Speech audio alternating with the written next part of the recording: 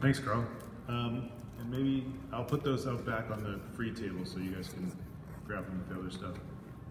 Okay, awesome. Puppies are going to leave soon, so don't leave now, but definitely pet a puppy. Up next, Dr. Miriam Ahmed teaches graphic design at the Howard University in Washington, D.C.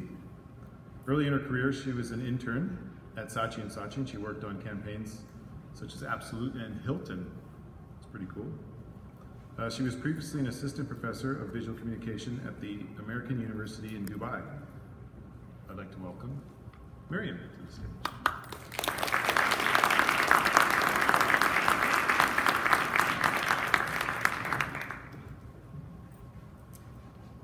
Hi everyone. It's an honor to be presenting at TypeCon. So today, I'm going to share some of my research on what I'm calling anatomical grids, which came from my goal of asking better questions, which it seems a lot of people here are trying to do, but better questions about the grid systems that we're using. So tell me, which grid system has monopolized Western graphic design since the late 19th century? The Swiss grid, right? And it's based on mathematical proportions, like the golden ratio, the Fibonacci sequence. Those are theories that design theory says will produce visual harmony. But do you know what we ignore? The Swiss grid system that forms the groundwork for so much of what we do is a very Eurocentric ideology. So is it really the most appropriate medium for the message?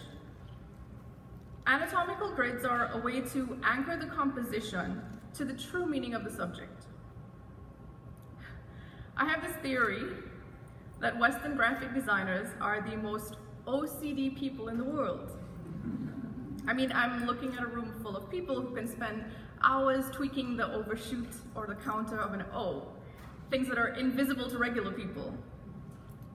So I'm actually so bad that even my fridge is designed on a grid. Grids are for those who crave order, who need to impose order on what we think is chaos, but it's really just life. Now, they taught us in design school that constraints produce creativity. So we work on a grid, but then the paradox is that the best work, the ones that take home all the awards, are the ones that seem to break the grid.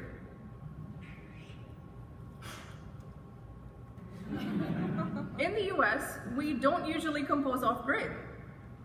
We don't dance with the type the way that Arabic and Asian typographers do. And we've seen some of this work here in the presentation of Rana on Thursday. Designers who work with non-Latin character sets always seem to come up with amazingly intricate and innovative typography, maybe because those letter forms have this inherent fluidity and they aren't restricted to the same rules as Latin characters. And there's a lot of discussion these days about responsibility and inclusion and decolonizing art and design. So with grids, I tried to ask a better question. I asked if mathematical proportion was really the best way to reflect nature's harmony, which inherently progresses towards chaos. Now, I know that half the people in this room think that the golden ratio holds the hidden secrets of the universe, and the other half think that those people are in a cult. But regardless, the ratio is evident in many places, even now in CSS grids for web and mobile layouts. So I started taking bodies that were related to the message I was trying to convey. So an animal, a human, or an object. And creating grids based on the form, the shape of the body, instead of its proportions. Now you're probably wondering, why reinvent the wheel? The traditional rectilinear grid brings function and structure and it just kind of works for everything. The grid is what anchors the composition. But have you ever asked yourself, what is it anchoring it to? All of us who use this modernist Swiss grid are anchoring our design work to a Eurocentric practice. Now, I teach at Howard University, which is a historically Black university. And I actually have Howard University bags, free stuff for you guys. These are some of my students on one of our studio visits last year. And all of my students understand when I say Eurocentric. It means that there is a dominant way of thinking that was established and disseminated by people of European descent that usually excludes and diminishes the culture and practices of those we call minorities. So this grid that we're all taught to use in design school is a Eurocentric practice that anchors composition to, if you think about it, a meaningless and disassociated set of guides. And using this grid for everything that we do is like trying to use Helvetica to brand a university that was started because African Americans were not allowed to attend other colleges. This typeface choice would be ignoring the history and the context of the institution. Now, we know that work must not just be functional and aesthetically pleasing, but also meaningful. In fact, that's where the whole big idea thing comes from. So if the typeface persona and the colors and the rhetoric and the format must all connect to the context of the subject matter, then shouldn't the grid also? The anatomical grid structure that I've been exploring that is a way that designers use to reintroduce meaning to the underlying anchor of the composition. This is how Swiss grids are described in books. This rectilinear system is applauded as the gold standard for innovation in design. And for the record, I do agree with all of this, but I also think that when Swiss grids are applied to everything under the sun, regardless of whether or not they're relevant, they could be described as this.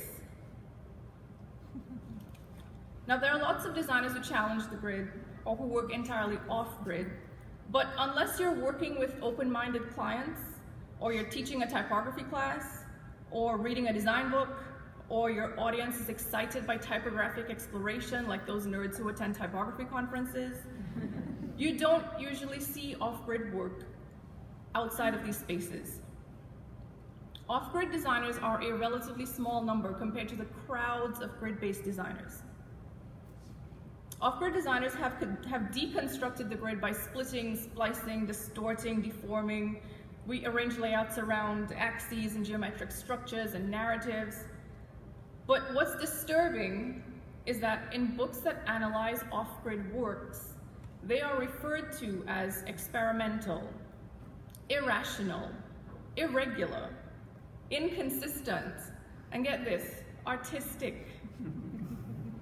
In fact, in one book I was reading, there was a technique that's described as similar to what I'm doing, and the heading on the page was other kinds. In one place, it was also described as compositional structure based on narrative. And my point is that they don't really have a name for this kind of work. And being nameless is being unacknowledged, underrepresented, invalidated.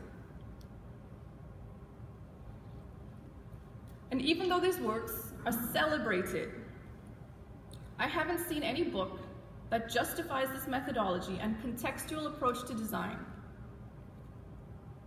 which is contextual approach to design by calling them, I think I hit the button accidentally. I haven't seen any book that justifies this methodology and contextual approach to design by calling them what they are, which is more meaningful, more genuine, more inclusive. So the anatomical grid is sort of a grid, but sort of not, and it interrogates the assumed practices of grid-based design and imposing order on chaos to create harmony. So to begin, I gave myself a challenge of working with only 1 or 2 typefaces from Google Fonts, and I tried to produce very conservative, traditional layouts with legibility as the primary goal. And I set a time limit, and my rule was no revisions, no tweaking. So when I started, I was all geared up and excited, imagining all the possibilities, thinking I was so going to kung fu this grid. So of course I started out with the grasshopper. The outer borders of the form became grid lines, as well as the dominant directional structures, so the legs, the wings, the antennae. The baselines aren't horizontal, columns aren't vertical, they're not the same width as in standard grids, gutters don't exist. But Harmony exists within this grid because it exists in the natural form of the subject. So when I extended the grid lines vertically, the result is work that's anchored to a grid that's constructed from the natural subject that has context and relevance for the work. So after the chaos of the grasshopper, I wanted to do something with a much simpler form. So I tried an apple. Turns out it was much harder to do because how do you handle curves when you're working with a grid made out of straight lines? So I was asking, well, who says grid should be straight? But when I tried applying organic curves to the grid, I quickly fell into the trap of vernacular composition, filling shapes with text, and the anatomical grid I was trying to achieve started disappearing. So I revisited the tangents and came up with this madness. I didn't know what to do with this. And in the limited time I had, there was just too much going on. So aside from the obvious strategy of hierarchy, how does the anatomical grid address legibility, usability, and navigation for the viewer? I realized I needed to establish some rules. So I simplified the grid system and used dominant directional lines to define the major sections. And here I just used the top and bottom of the apple in the foreground and the left and right tangents on the sides of the two apples. And this worked quite well because the abundance of options in this anatomical grid gave me a lot of flexibility in choosing major sections and placing elements in a composition that still maintained hierarchy and legibility. So next I wanted to try something bigger. And architects are well known for designing around the golden ratio, even the ancient architects. So here, again, I'm just using the dominant directional lines of the pyramids, which were built with a type of stone that was not environmentally harmful to produce and which has pretty much outlasted any masonry we've made since. So building the foundation grid for this project with an ancient eco-conscious technique made the gestalt of the work just that much more meaningful. Now, I don't know how true it is, but they say that the most beautiful people in the world have faces that are perfectly aligned to the golden ratio.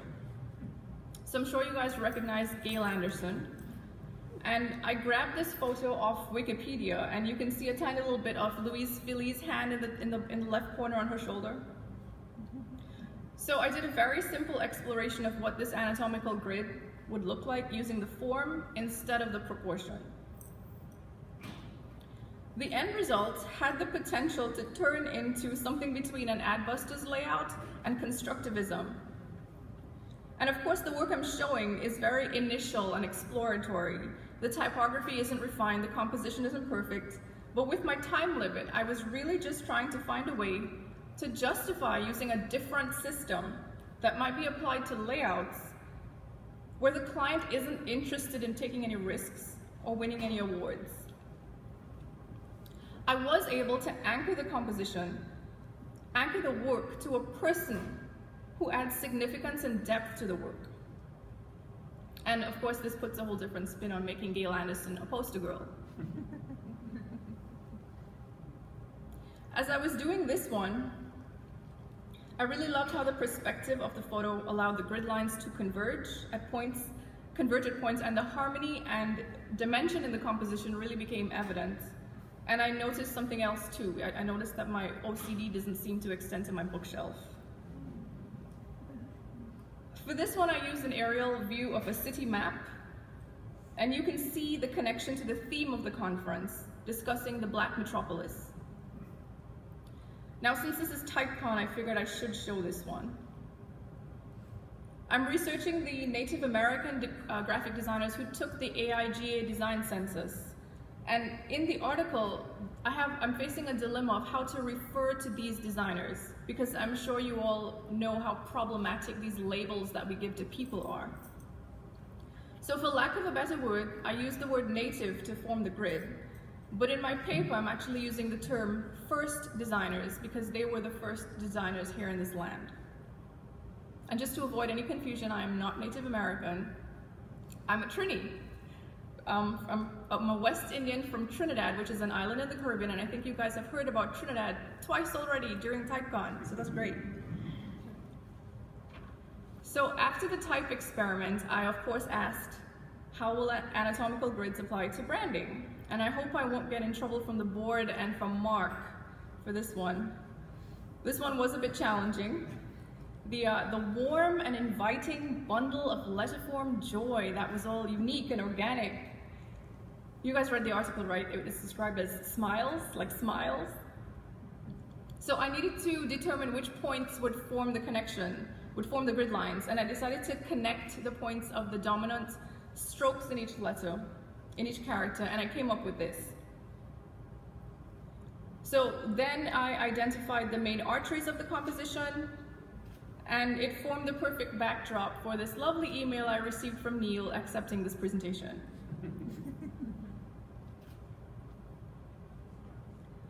So next I needed to see how a complex photo would work. And in this poster for a student choreography showcase, artwork was provided, and the anatomical structure, direction, and forms of the dancers were used to create the underlying grid. The horizon line formed the base, and then the dancer's limbs directed the configuration of the grid. And the result is composition that doesn't try to impose the Swiss precedent on the dancers, but honors the culture and tone of the theme by securing it to a grid system that's derived from and owned by the dancers themselves. So I know the anatomical grid would work well with the professional composition of a professional photographer's work, but what about my sister's cell phone pictures? So here I isolated the subject matter from the background and based the grid on the directions of my nieces and nephews' arms, legs, and bodies. And the result is rooted in a grid that speaks to the premise that the most important kind of work we can do is work that makes the world a better place for future generations. I have two more examples to show. In this poster for Milk Like Sugar, which is a play, I looked at the script to find an appropriate form from which to derive the grid. Now, the play is about a group of teenage girls who plan to become simultaneously pregnant in order to reap what they perceive as the lucrative rewards of having kids. And one of the main characters in the play is trying to decide on a tattoo, and she considers the form of a ladybug because it's a symbol to her relationship to her mom. So I chose the ladybug for this grid because it represented the theme of motherhood within the play. And I went a bit further and decided to use not just a regular ladybug, but a ladybug emoji, because it evokes the teenagers in the play who, as we all know, are experts at using emoji language that's filled with double meanings and innuendos, just like the play.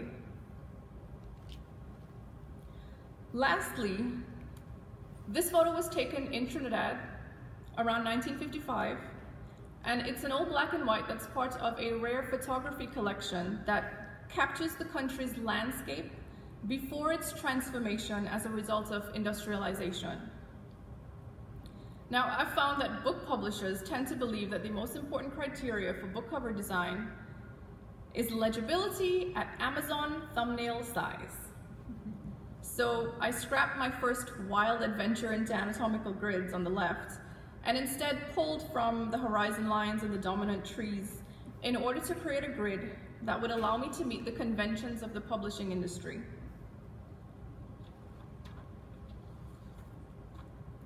So this photo was used for the cover of the first ever historical fiction novel about the Muslim Indians who were brought to the Caribbean as indentured servants back in the 1800s. Now, at the end, is this good or bad composition? I think that there is natural harmony in creating a dynamic grid that's based on the natural form of the underlying subject, and it's an argument against taking something out of its context and confining it to an inherited and disassociated set of guides that was created hundreds of years ago. An anatomical grid has the potential for a deeper association with the message that you're conveying. So for this project, I created anatomical grids from everything from insects to buildings, and I haven't even scratched the surface of what happens if you splice and distort and compound the grid, an anatomical grid. But I've tried to combine the vernacular, deconstructive, and narrative techniques into a single cohesive system that's not random and it's not irregular, but contextual and meaningful, and as anchored to the context, to the content, as the typeface and the rhetoric and the colors.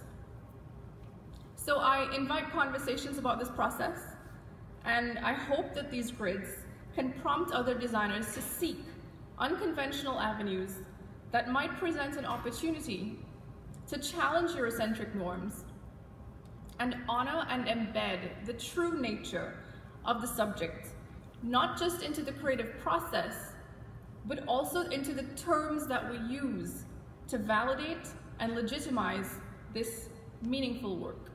Thank you.